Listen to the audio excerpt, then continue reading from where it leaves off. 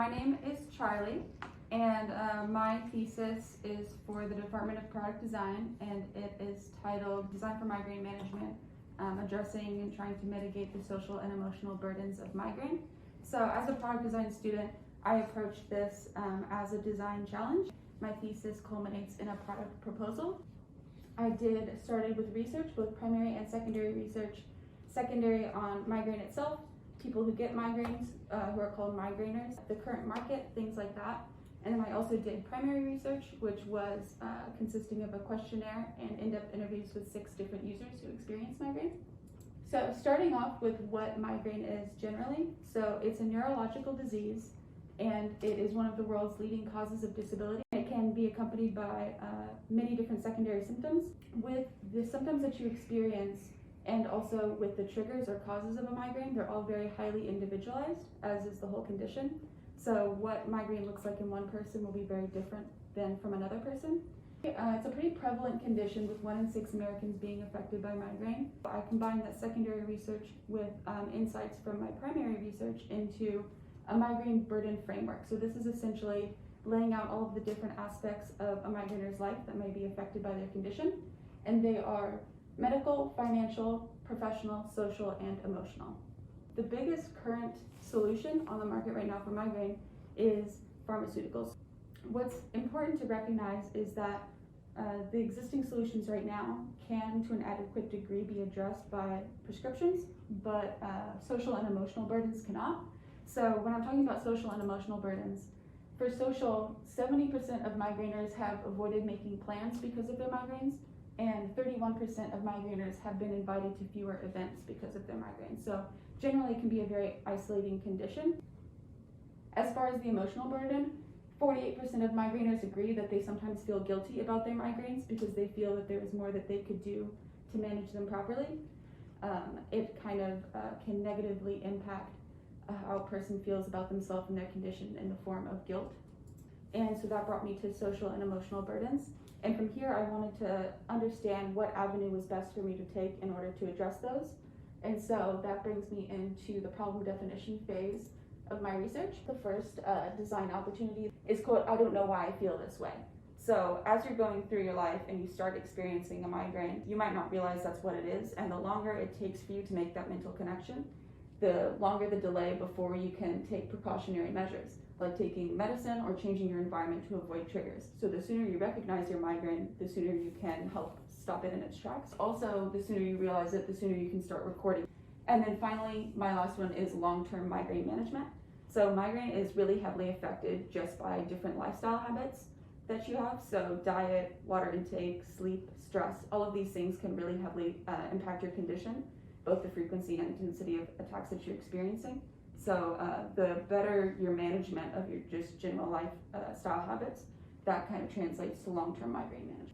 All 4 of these design opportunities can be addressed by recording. So when migraineurs record, they are putting down kind of the things that they're experiencing as they're going through their attack. They're also putting down the things that they were doing before their attack, and this can help them hone in on the different triggers that they have, because again, triggers can be different for everyone. And then they can also be putting in the things that they're trying to do to make themselves feel better. And then they can log the efficacy of those different strategies and see whether it works for them or not. So recording is really important for a migraineur to get a hold of how to best tailor their migraine management plan. The problem is that recording is annoying, and it's frustrating, and it's difficult. You have to put in a whole lot of information about yourself and your habits in order to aggregate into anything that can be helpful. But especially when you're feeling this pain and maybe emotional distress as well, there's not going to be a whole lot of recording going on. So the question then becomes, how can we support migraineurs in making tracking a lifestyle habit? And my answer is by reducing cognitive load. So what is cognitive load? Basically, it's a theory that humans can only store so much in working memory at one time. And once a task takes up too much of that working memory, it can't be completed, or it can't be completed effectively. And recording confers a very high cognitive load because of how much information you're putting in. Also, you're kind of conditionally impacted while you're in pain. What it distills into is my design problem statement.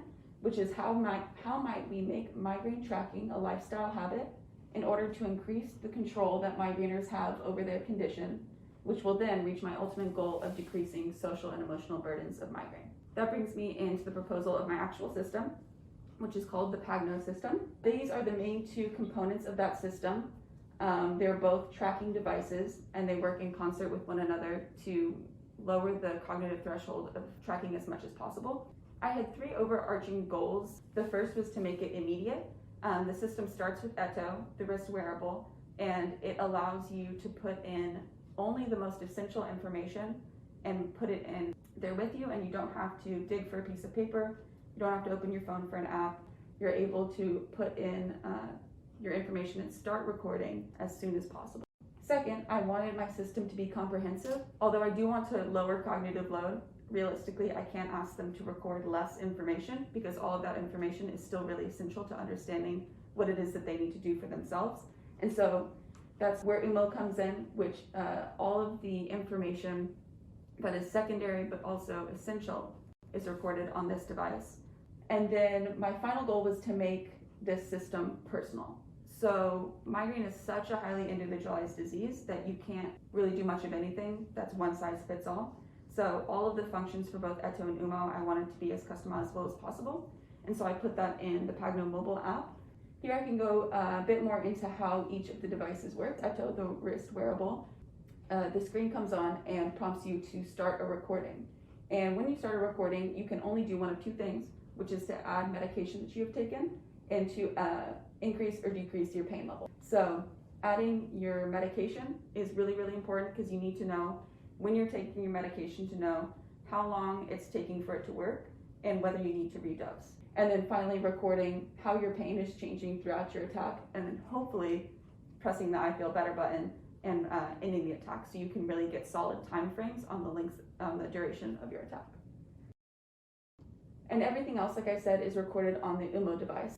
Eto and UMO nest with one another, so they kind of create this whole system where Eto is able to be stored on the back of the nightstand tracker, and that's where its wireless charger is, so there's a special place to put it. And the two devices speak to one another through Bluetooth, so all of the data that you put into one can be communicated to the other, which helps you aggregate your reports, which tells you what it is that your individual condition. It has dials on either side, and that can adjust brightness and volume because photophobia and phonophobia, aversion to light and sound, are two very common symptoms of a migraine, so it's really important to be able to adjust that.